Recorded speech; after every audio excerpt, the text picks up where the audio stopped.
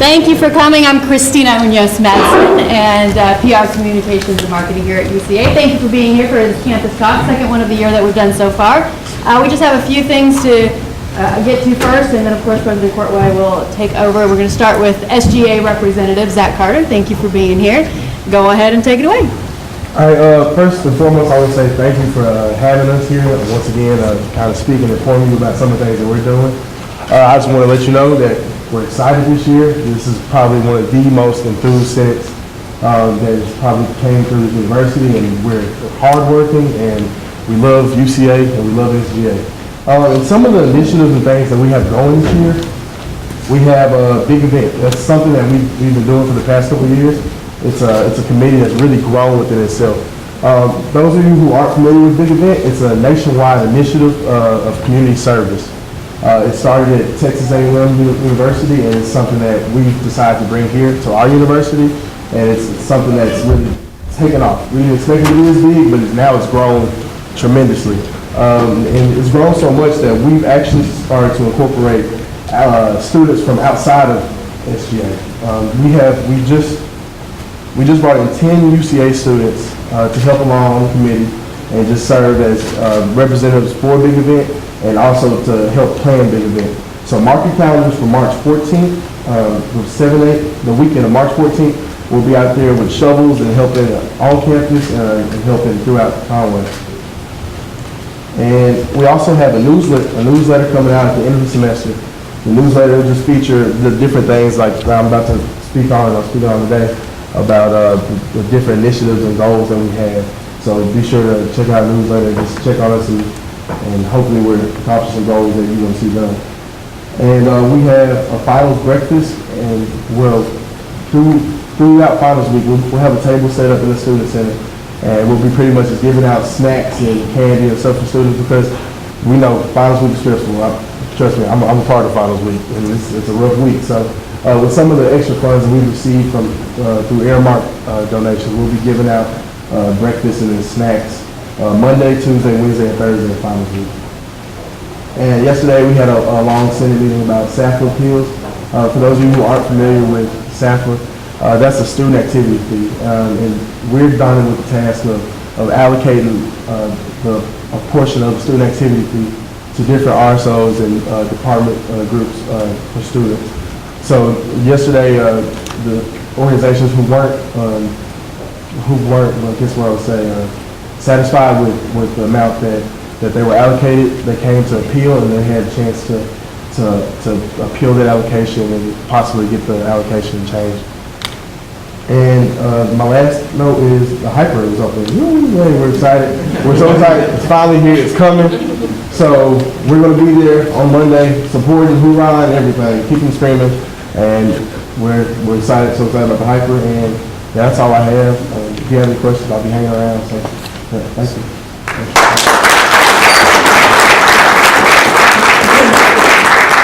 And if you haven't seen the video of Zach and Ashley and Bryce and all the SGAers doing the invite, please go check it out. It's on our website, right? And then it's also sent on the email. So they did a really good job, as I know you guys are very excited. So thank you. And President of Staff Senate, Chad Hearn, coming up. Good afternoon. Good to see you guys.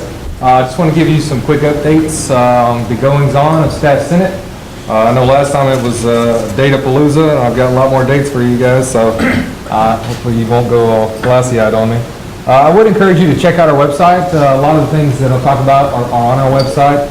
And it's good to look at our minutes too, because a lot of that stuff is detailed there that I probably won't get into here. I did want to mention, you probably heard about it, the child care facility feasibility study.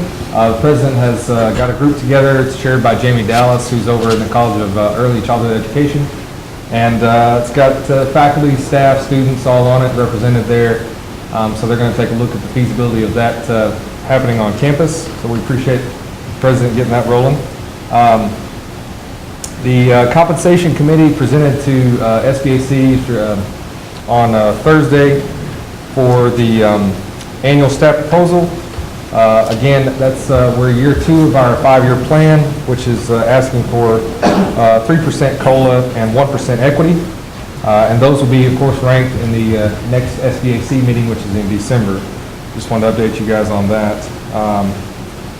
Angelberry tree. The Angelberry tree is something that's done by Staff Senate to help folks at UCA help with the holidays for UCA employees.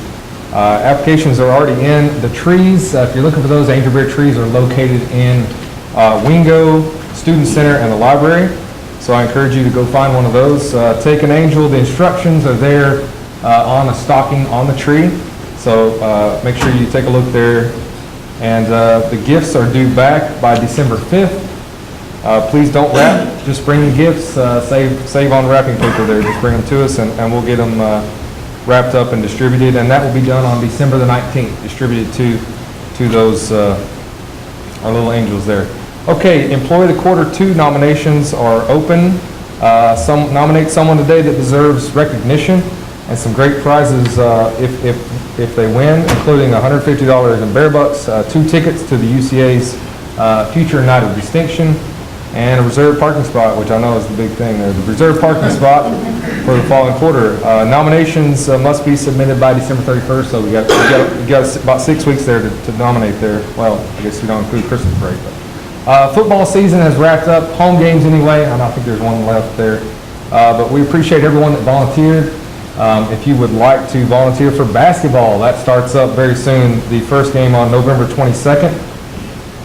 Encourage anyone to sign up to volunteer.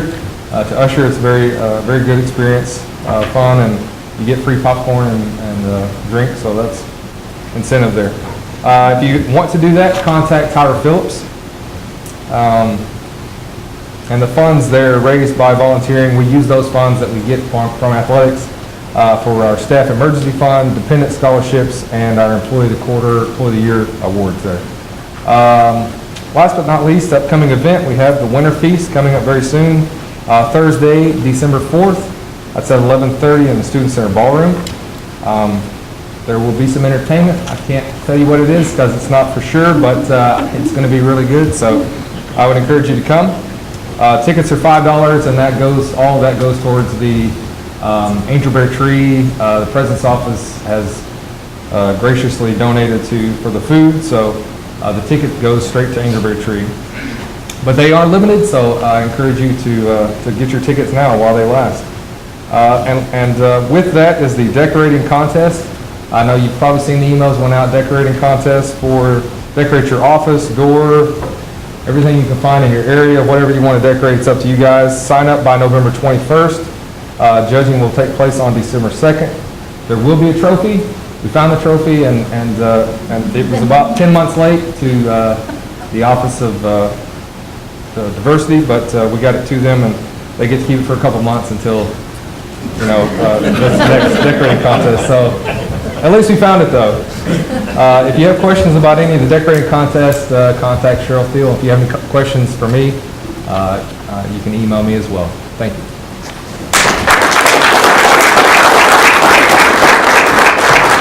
Thank you, Chad. And Faculty Senate President Dr. Don Bradley was not able to come, and so Dr. Brent Rowley will be filling in. Thank you. Everybody hear me okay? And the other thing is, you'll have to excuse my appearance, but I actually just found out I was filling in this morning, and I'm doing back-to-back microbiology labs today. So as soon as I leave here, I get to go stay in a bunch of bacteria with undergrads, and you learn kind of early, when you're staying with bacteria with undergrads, not to wear nice clothes. Okay, so just a quick update on what's going on out of Faculty Senate. Well, we're rounding things out for the semester.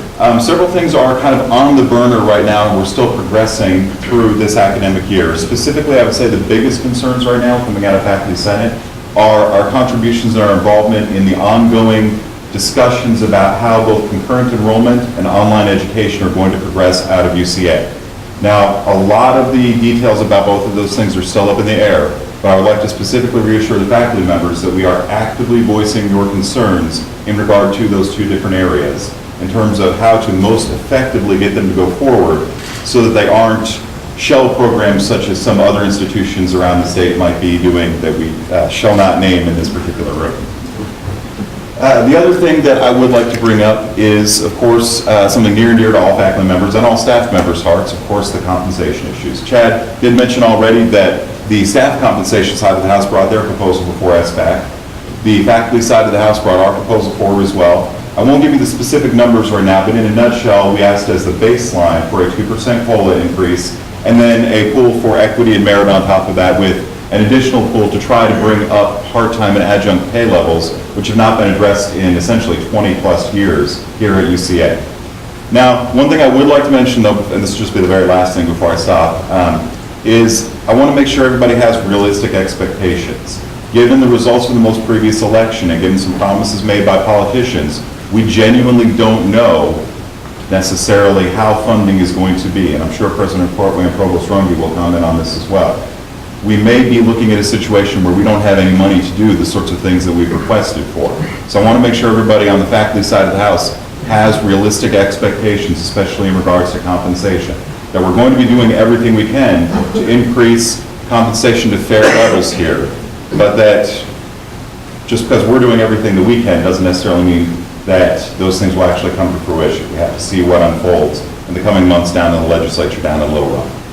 And so I know that's a little bit of a downer to stop things on, unfortunately, but I'll go ahead and stop there and turn things back over. Thank you very much. And now for an update on the Higher Learning Commission, we'll bring up Dr. Jonathan Glenn.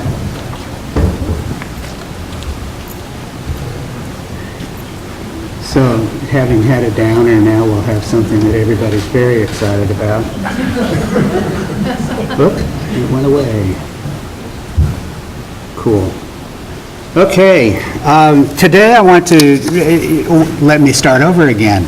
Last time we met, I talked with you about the general process, and today I want to specifically focus on the 5 criteria for accreditation and the team that will be leading our self-study efforts around those criteria. So I'm going to go through the 5 criteria, talk about the leaders for the teams that will be working on those, and then simply show you the whole team together on one page. The first criterion is one about mission. This is something that has always been a criterion for the Higher Learning Commission. And it's been a focus of our attention over the last, say, 5 years at the very least. The institution's mission, says this criterion, is clear and articulated publicly. It guides the institution's operations. Larry James and Ginny Adams will be leading the team that provides evidence for an analysis of our meeting that criterion. Criterion 2 is about integrity, and that is parsed by the Higher Learning Commission as ethical and responsible conduct. The institution acts with integrity. Its conduct is ethical and responsible. Leading Criterion 2's team will be Candy Hughes and Jacob Held. 2 criteria have to do with teaching and learning, and the first of these is Criterion 3 that focuses on quality, resources, and support. The statement is the institution provides high-quality education wherever and however its offerings are delivered. Leading this team for Criterion 3 are Deans Michael Hargis and Maurice Lee. Criterion 4, again about teaching and learning, this time about evaluation and improvement. A longer sentence, as you can see. The institution demonstrates responsibility for the quality of its educational programs, learning environments, and support services, and it evaluates their effectiveness for student learning through processes designed to promote continuous improvement. Leading this team will be Kurt Benecki and Susan Gatto. And finally, the 5th criterion has to do with resources, planning, and institutional effectiveness. And this criterion is worded thus: the institution's resources, structures, and processes are sufficient to fulfill its mission, improve the quality of its educational offerings, and respond to future challenges and opportunities. The institution plans for the future. Leading this team will be Diane Newton and Victor Paleo.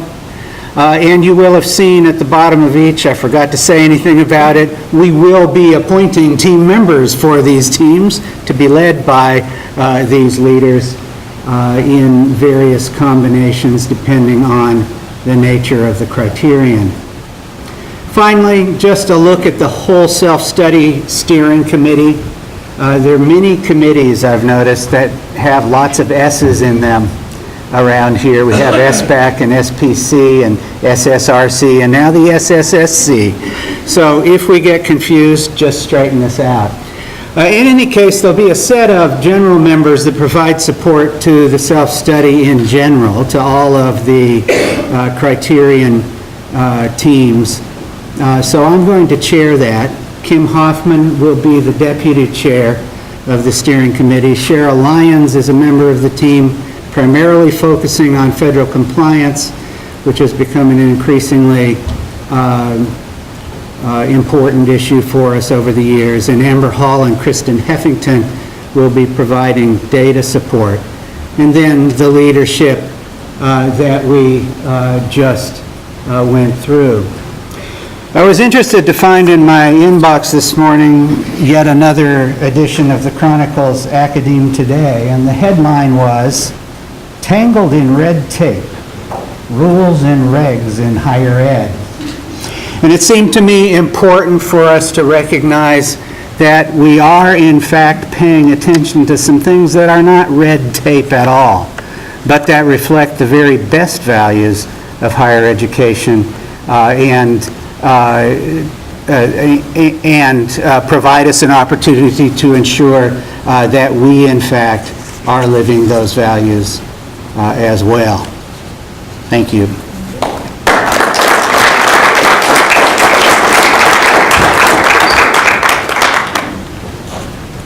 Thanks, Tom.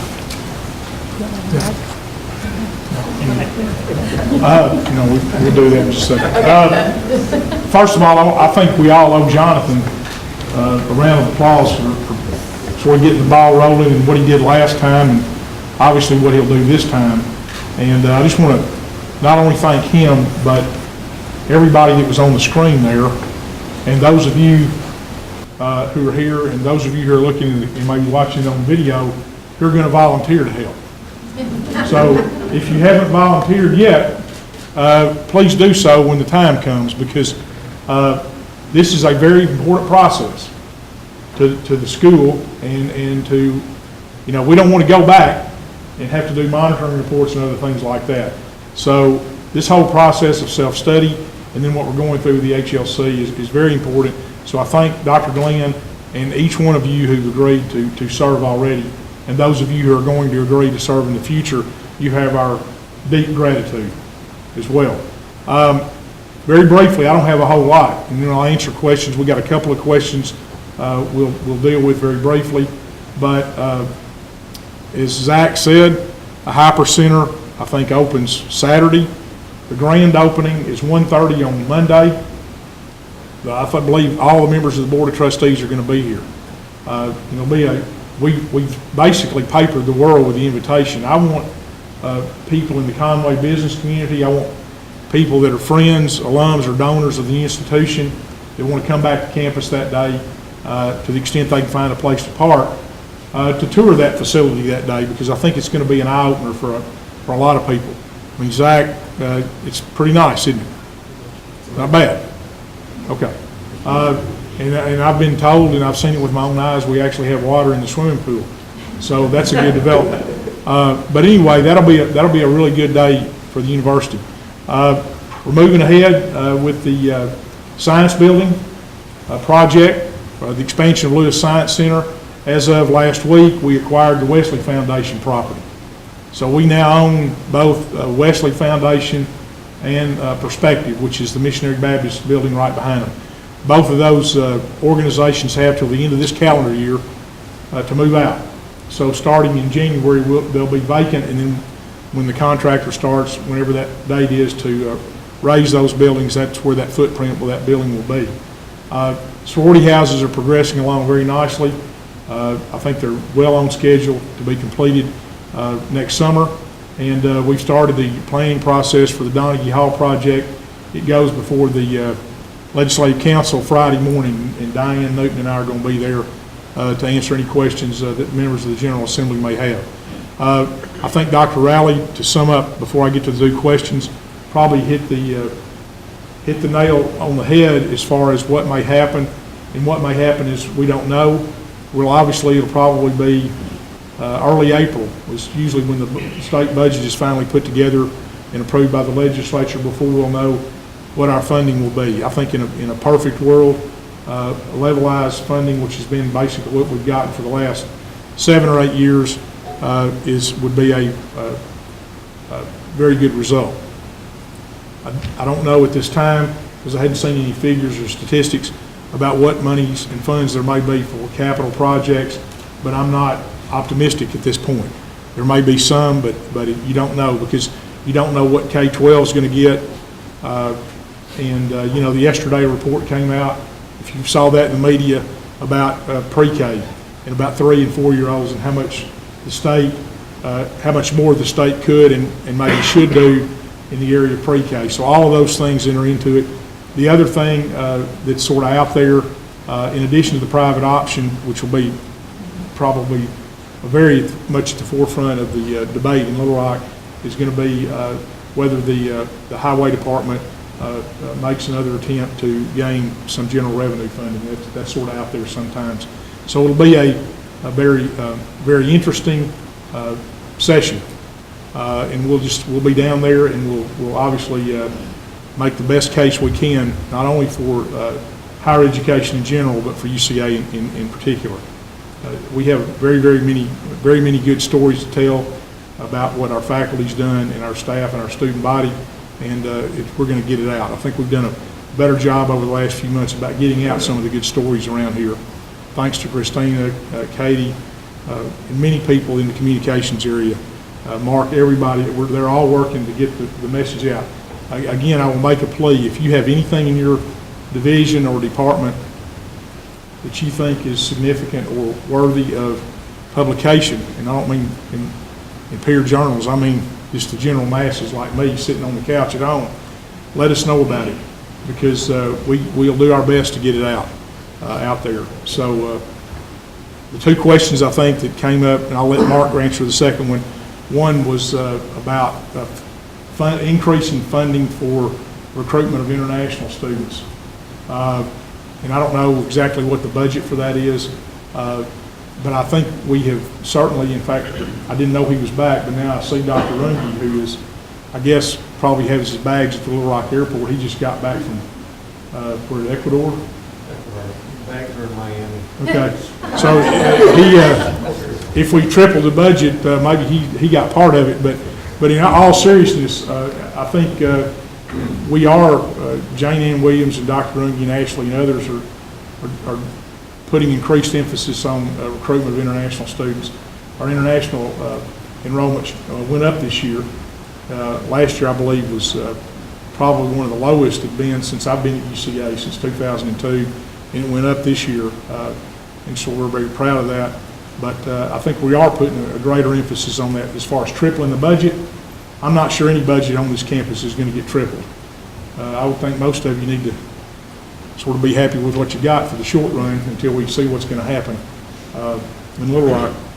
But I do think, to answer the question, tripling a budget is unlikely, but I do think increasing emphasis in certain areas and maybe reallocation is possible if we see opportunities.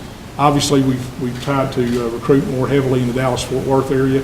We had a very good event down there before the football game. We've got a lot of alums in Dallas-Fort Worth, so that could be a real a potential for us there. The next question dealt with something that I have never heard of, so I'll turn it over to Mark Heffington. It calls, what's it, Yik Yak? Yik Yak. Okay, I'll yield the floor. I've never even heard So of who's it. familiar with Yik Yak? Anybody? More than I expected. Yik Yak is a iOS and Android app, and basically it's a message board, and so it's anonymous. Anybody can download the app, open the app, and post any kind of message they want. What then happens is it pulls a 1.5-mile radius of where you are, and it pulls all the yaks into your feed. There's no name attached to it. You can say anything you want. It also allows the user to upvote or downvote each yak. They got some really negative feedback on some things people are posting, so they, Yik Yak, if something is downvoted 5 times, it then disappears from Yik Yak. So that is their way of trying to control the negativity. So to answer the question, the answer is no. We're not going to block Yik Yak. Yik Yak will block high school campuses using what they call a geofence, but the only reason they do that is because they do have an age restriction of 17 years and older, and so therefore they can block high schools. Universities are their prime target. That's what they're going for, and so they will not block that for us, and we will also not be blocking that. We do monitor it. We don't post on Yik Yak, but we do monitor. You can learn some, I don't want to say good information, but you can learn things. So if you're not familiar with what it is, I would suggest staying away, but yes, we do monitor it, but we will not be blocking it at this time. Thanks, Mark. Yes, sir. I learned a little bit there. I want to make sure that I clarify one point, also about some other religious organizations that we have on campus. We're talking to Baptist Collegiate Ministry. We've had one meeting with Baptist Collegiate Ministry. We've had one meeting with the Catholic Campus Ministry, the diocese out of Little Rock. And I know that there are 2 buildings that are owned by the Church of Christ down in Augusta. And a couple of times over the last year or so, we've had very informal preliminary discussions with those groups. All 6 of these buildings and these groups have been here for a long time. It was important to us to keep them in some fashion on our campus if they wanted to stay. So when it came time to do the Perspective, which is the Missionary Baptist organization, as well as the Wesley Foundation, we gave them the appraised value for their properties, but we also are we gave them the opportunity to use houses that we own for a period of time in a transition period, and then to give them a ground lease for a long period of time on College Avenue. So that's what we've done with both of them. A 99-year ground lease for $1 a year to move them. Basically, and who would have ever thought 30 or 40 years ago that we would need those tracts of land? But that's the way the campus has grown. So we essentially had to pick them up and move them, but now we own the fee title to the land where Wesley was and where Perspective Baptist Ministry was.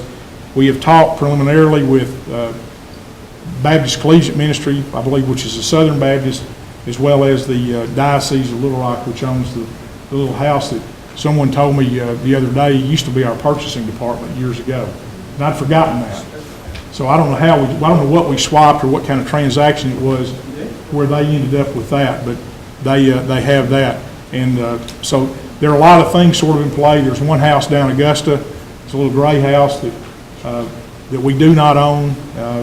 It's got like 5 no trespassing signs in the yard if you drive by there. That lady's very insistent that nobody trespass, and we're not. Some of the contractors put some pipe on there, and it was unfortunate. But just for the record, so because if anybody asks, there's no movement on the Yerbach property. Just in case someone wants to know on that, there've been no further discussions over. Nothing's happened. There's stakes in the ground, you can see that, but there's no pending sale as far as I'm aware of. I'm going to try to start having smaller, in addition to the campus talk meetings, I'm going to try to have smaller group meetings on a more informal basis as we go through the next semester.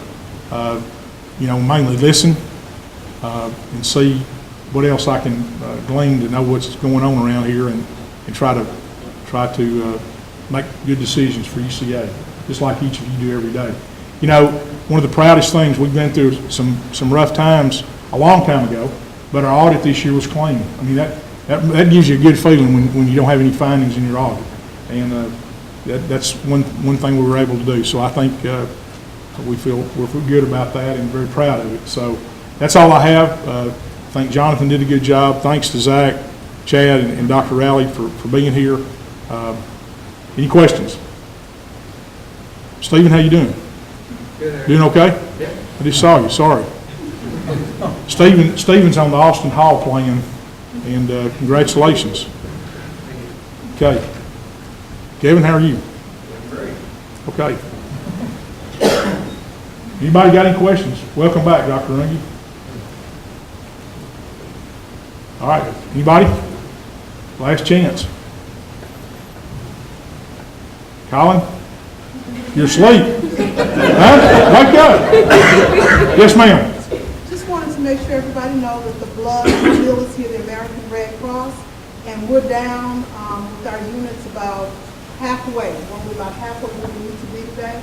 So if you have an opportunity, when I left, there was no waiting. You can go over there, get in, and donate blood if you'd like. And we're there today, tomorrow, and Thursday, 10:30 to 4:30.